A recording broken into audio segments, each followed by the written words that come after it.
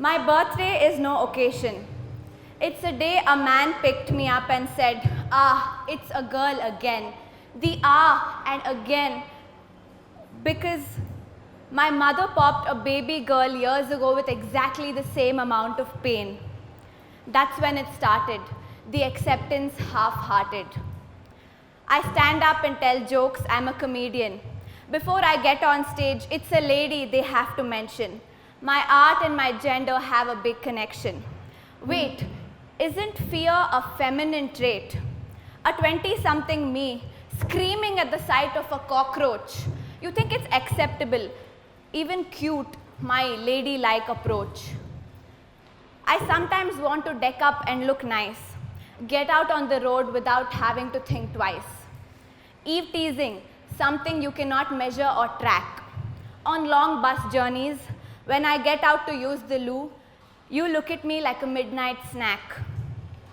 I'm not a hottie, I'm not a fatty, just your regular, occasionally pretty. How I look on Facebook is a little far from reality, but wait, isn't there more to my personality? I'm not just a daughter, I'm also a writer. I'm not just a sister, but also a citizen. I'm an artist, but I'm more than my profession. I'm a woman, but not just a gender. Look deep into me, you will wonder, my soul is sex neutral. Respect me not for I'm a woman, I'm a human, I'm a fellow individual. I can speak for myself, I will, but if you don't either, it's a collective downhill. I'm not here to crib or whine, but sometimes you can say I look just fine when my eyebrows aren't done and my hips tell you I've had too much wine. Man, I want you, and not just for a baby. You're a father, a brother, a best friend, maybe. My mother took the pain, but next to me was my father's name, whose daughter I am to the world I had to proclaim. I might have a son or daughter do the same, but getting my name next to theirs is not my life's aim. I may be one, but I can be many. Don't kill me before I'm born to see. I don't want things for free. I definitely don't want to put pictures up of blood or pee. Walk with me, it's not a race. Don't kill my soul, blame it on my dress or face. Just let me be, I'm not a feminazi. All I want to see is a day, a strange man in a room full of women and a woman in a room full of strange men feel exactly the same way. It's great to see that you're enthusiastic enough to get up and listen to a talk on a Sunday morning over a lot of other things that you could have done, mostly sleeping, but yeah. My name is Sneha Suhas and I'm born and brought up in Bangalore. I'm a professional stand-up comedian among many other things that I do. And the first thing that came to my mind when I was asked to talk here, when I was given the topic, is the word taboo, right? The first time I encountered this word was probably when I was in 5th or 6th standard, and there used to be a show on National Geographic Channel. I don't know how many of you remember this.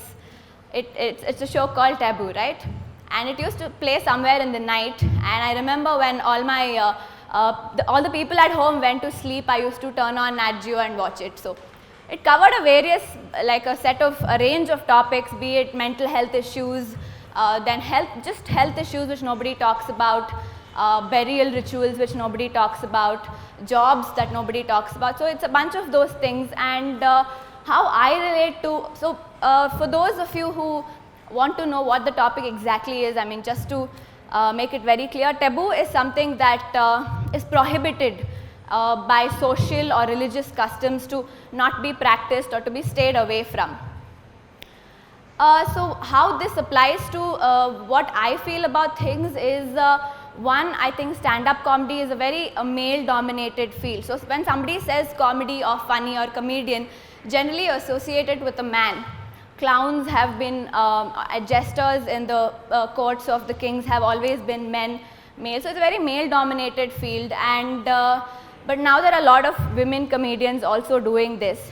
And if you get one step ahead and look at what topics are being chosen to be spoken about, is, I feel, so according to me, there are very limited topics that a woman can approach without being hesitant about it. For example, a man can get away making masturbation jokes. It's funny, but I mean, it can be funny if it's done tastefully, but a woman, I find it really, it's not that I want to approach that topic, but I would like to have the freedom of approaching that topic without being judged. So when I make a masturbation jokes, I don't, first of all, but I'm really scared that they are not thinking about the joke, but they are actually thinking about me masturbating. So this is the kind of confusion that happens. And the other restriction that I feel is, so when I started doing comedy, people told me, you know, dress in a way that people are not focusing towards what you're wearing but what you're saying. That's a lot of freedom being taken away from me. So I started wearing blue jeans and a very loose black t-shirt so that the attention stays to what I'm saying and not what I'm wearing. So that I feel is a big restriction, is something that I would not like to do, because in my regular day life I dress up to just feel the way I'm feeling and talk. So basically this is such a big restriction for me, because the fact that I chose comedy over any other forms of performing arts. So let me just give you a little bit about what I've done earlier. So as a kid I started with Bharatnatyam. So that's how I was introduced to the stage. At the age of 7, I gave my first show, and Bharatnatyam felt very restrictive because, one, I was not allowed to talk.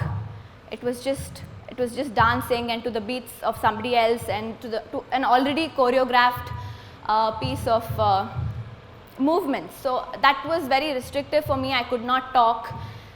And then I moved on to college, and then there was theatre in college. I thought, okay, this is something that will let me express, because I can talk, I can act. But then I realized, again, that's not me.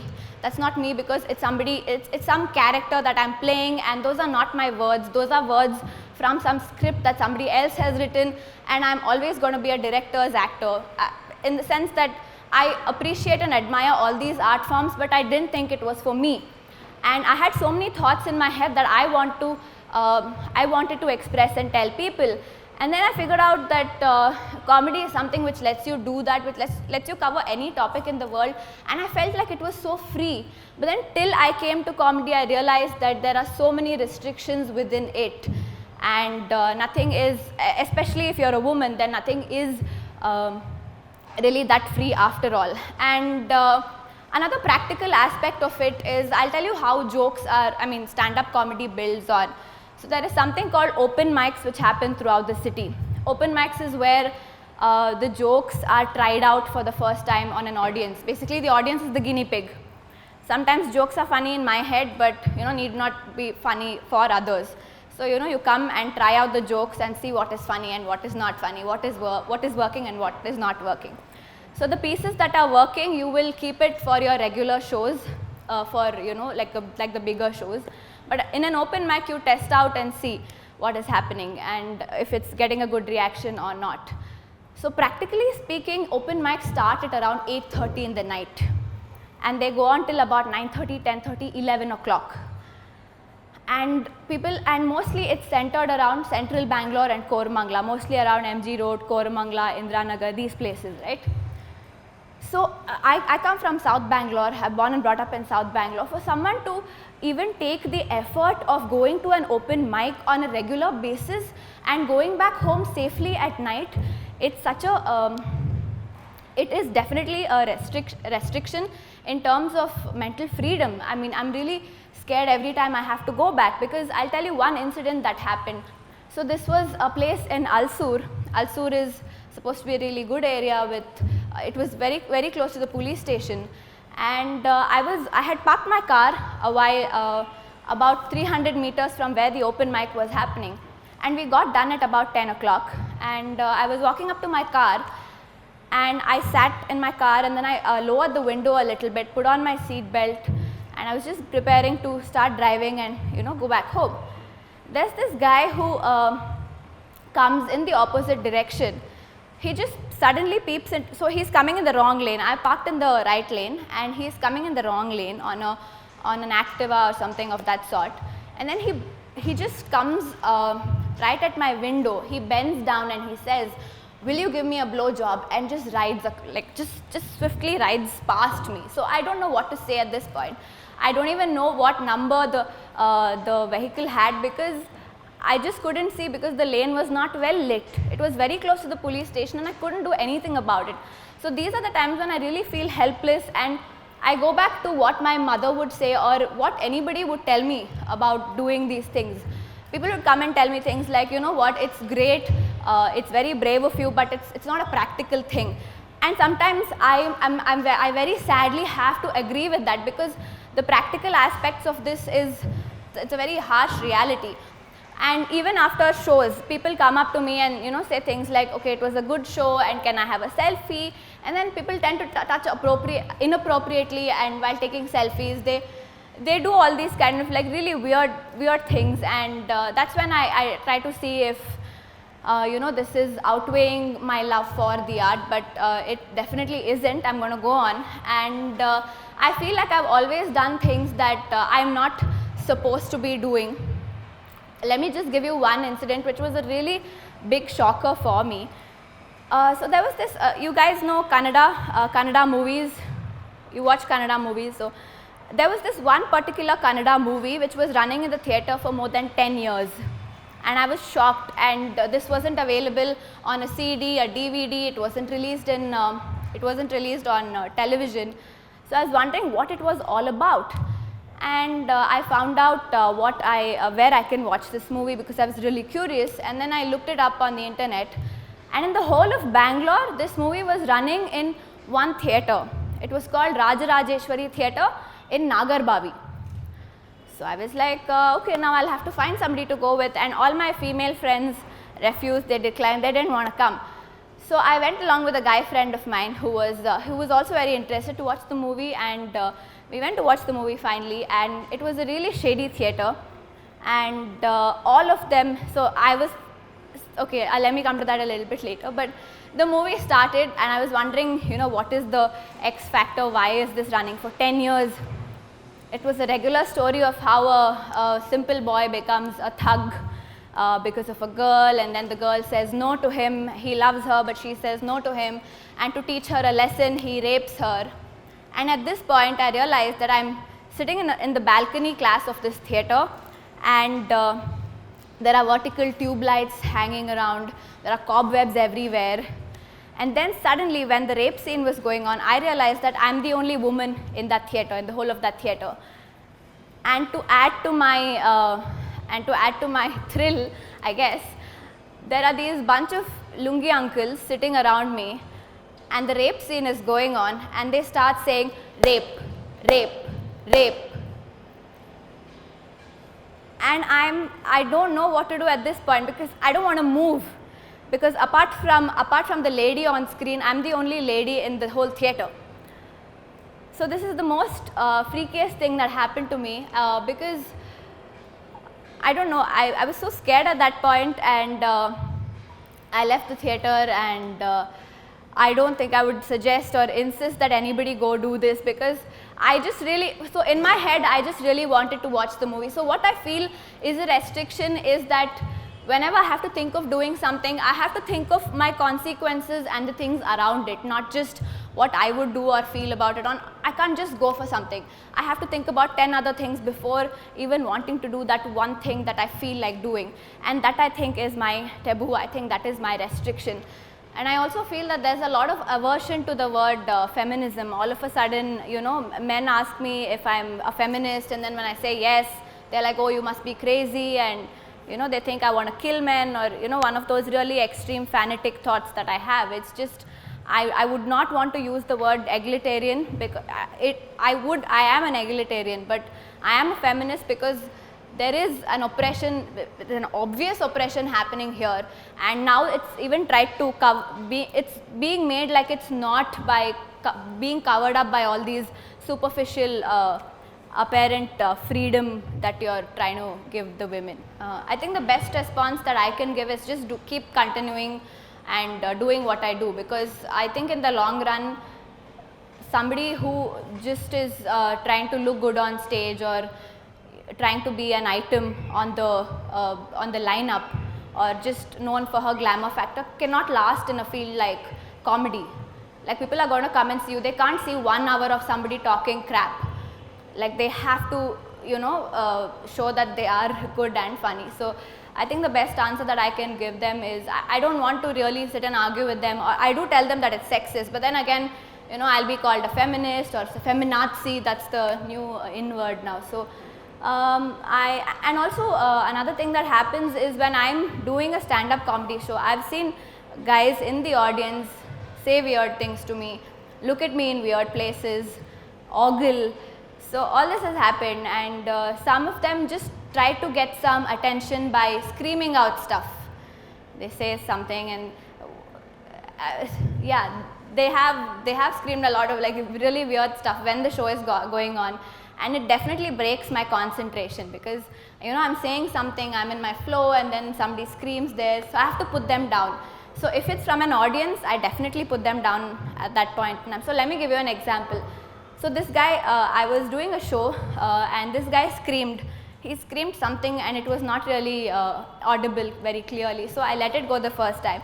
The second time, he was pretty drunk. The second time he did that, I let it go. The third time, the audience started getting restless with his behavior. So I said, sir, did you say something?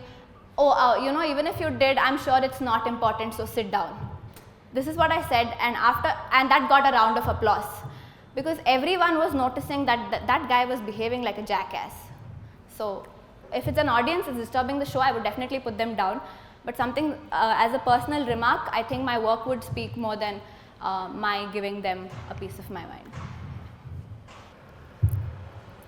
I think a lot of people, so I think Bill Burr has this bit about women being beaten. Have you watched that? Have you watched that? So he says that women give you a lot of reasons to hit them, but you just don't. You know, that is, you can't touch upon a topic and fly by it without it being hurtful to anyone. And the thing about comedy, from what I feel, is that you can make jokes about somebody who is only more privileged than you are, and not somebody who is at a lesser privilege than you are. That's not funny.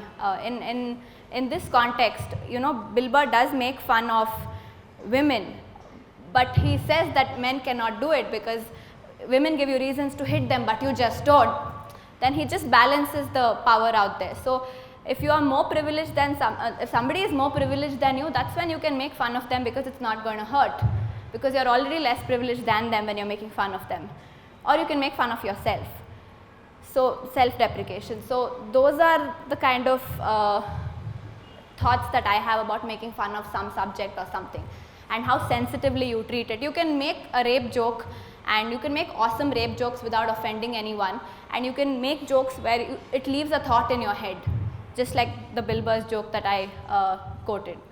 Comedy is, I think, one such medium where you're entertaining people, not only entertaining people, but you have a chance to put a thought in their head and leave them thinking about it. I mean, there are jokes which is a no-brainer, which you can just crack to just get the crowd, but then I feel that if I want to put my thoughts out there, then it has to leave an impact on people. Otherwise, I would rather do some other job which wouldn't have any impact. So I come from an all-girls school, and you know, boys are always talking about girls' schools and how what they were as adolescents, what they went through. But nobody gives a woman's perspective. I mean, there isn't yet a woman's perspective on how she felt as an adolescent, or how she was attracted to the opposite gender, or how deprived of the opposite sex that she felt as an adolescent. So that is what I talk about. I hadn't met a guy till I was 16 years old, and I talk about the feelings that I went through and what I was doing to overcome the feeling of being deprived. So yeah, I think those are the topics that I touch upon. I also have this bit about women driving. Women drivers are supposed to be really bad, so I have some explanation to give about that as well. So also, one more thing that I wanted to talk about was wife jokes and girlfriend jokes. So there are these set of jokes which come on WhatsApp as forwards, and they're always jokes where the husband gets beaten, or the husband's life is ruined after the marriage, stuff like that. I'm sure you've all read wife jokes and girlfriend jokes, and there's marriage, there's something, and there's suffering, engagement ring, marriage ring, and suffering, and all this from a very male perspective. But I don't even find those jokes to be satirical, because it's not. It's somebody making fun of somebody who is less privileged in an institution of marriage where rape is not even considered rape. So I don't know if marriage jokes are funny or wife jokes are funny. So yeah, that is one thing that I wanted to also put across. I think they have to really work as hard as men do to be as funny as they can be, and not take it for granted that just because there are lesser women that they're going to get more attention, because that's only going to spoil the name of women in comedy if they're not taking it seriously. Because there are people who are taking it seriously, and because you can apparently get noticed if you're a woman, and that's something that shouldn't be there in somebody's head to start off with. And I think there are some practical aspects, like I said, your safety after open mics. You're driving back home or you're taking an Uber, whatever it is, it's going to be late in the night, so you have to keep people informed, and just keep hitting the open mics and come and try out jokes. And it'll be bad the first few open mics, actually it'll be bad even after that. The open mics are supposed to be bad, so you learn what is not funny, and that's the only way you learn what can be funny. So just keep hitting the open. I think the rules are same for men and women there in terms of learning. My first open mic was amazing. I thought, oh my god, this is going to be like my thing, and the fourth and the fifth open mic went so badly that I decided to not do comedy, and I just quit for like 3-4 months, and then I started feeling really guilty about not going back, because it's a part of any job. You try, you fail, and then you come back again with new stuff. I don't know if I'm looking at a cult female following, but definitely anybody who is agreeing with what I'm saying is what I'm looking for as a following.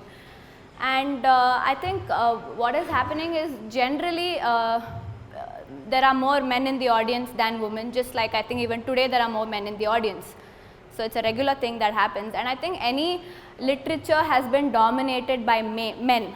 Any form of literature has been dominated by men, and even films have been dominated by men. So that is why you get movies where the heroine is taught a lesson, those kind of things which keep happening in movies, because everything is generally from a male perspective, and people have been fed the male perspective for so long that a female perspective is shocking.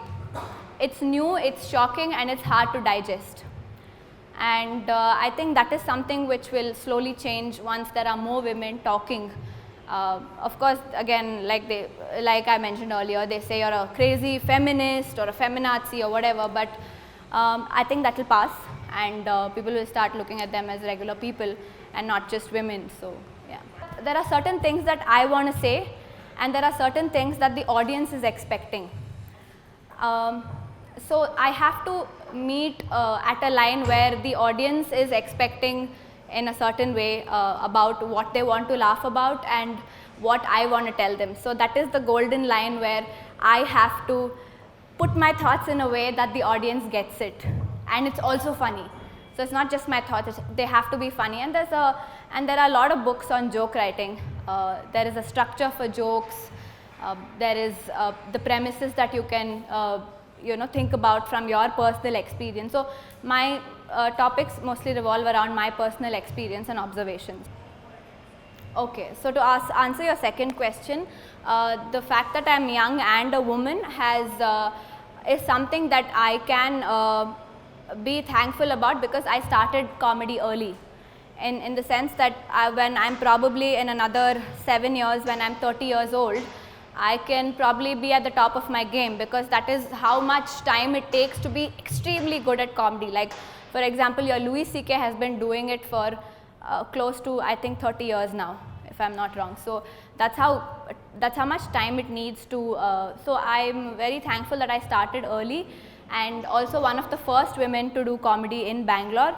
So if you're a, if you're one of the first ones to do something, you're obviously given the due credit and the attention that it deserves. But it's also, and because that kind of attention is given, it is also a responsibility to live up to it. So that is one thing. And about the other female comedians who are around, they have been pretty supportive, and but I think they have their own set of challenges to face, and it's not like we meet often in a situation. So it's not really a big group of sorts where we are supporting each other. It's just to each their own, because honestly comedy is a form of art where it's very competitive, in the sense that if you have to be good, then it has to be at the cost of somebody else all the time. If it's a woman or a man, doesn't matter. If somebody is funny, they are funny over somebody else. That's how you see people. So yeah, I don't think there is a certain line which has to be drawn in any sort of humor, provided that you are ready to face the consequence of what happens with it. So the thing is, I can't decide about the bar because there already is a bar. I can't say that people cannot say this. If I'm making say a politically incorrect joke, then it's my right to make the politically incorrect joke as much as it is somebody else's right to question that. Right to question is when they are offended, they question, right? So that's what I'm trying to say. So if you are ready to give them their freedom of questioning what you said, it's freedom works in both ways. You're being questioned because somebody else felt a certain way, and you're ready to take that on. That is why you touched upon that topic. My experience at home. What was their reaction? My parents didn't know. So I come from quite a conservative Brahmin household, and they didn't know what comedy or stand-up comedy was. I mean, they had an idea, but they didn't know that it was happening all over the city or where it happens. So they were a little skeptical in the beginning, and they tried to understand what it was firstly, because there is no, if somebody wants to be an engineer, they can talk to a couple of engineers and figure out how the career progresses. But if you want to be a stand-up comedian, there's no way you can call up a relative and ask, hey, so when am I going to be promoted? There's no HR for grievance addressal if you're a stand-up comedian. So the lack of structure in the form is what they were a little worried about. But then I think when people maybe in my family friend circle, when they started attending my shows, talking about me, some validation came in, and they were quite okay. Now they're quite supportive, they're okay. Whenever I say that I do stand-up comedy, or firstly they'll act surprised, they're like, oh my god, you seem like such a shy person, how could you? It's that is one reaction that I get. And second thing is, okay, say something funny. That's like going up to if somebody is a surgeon, you don't meet them and say, hey, like, can you open me up and check my body, whatever. So I think that is one silly thing that happens, and I have to tell them, come to my show and watch me there, because I need a spotlight, I need a stage, I need people to be sitting to watch me do it. So yeah, I hope that answered your question.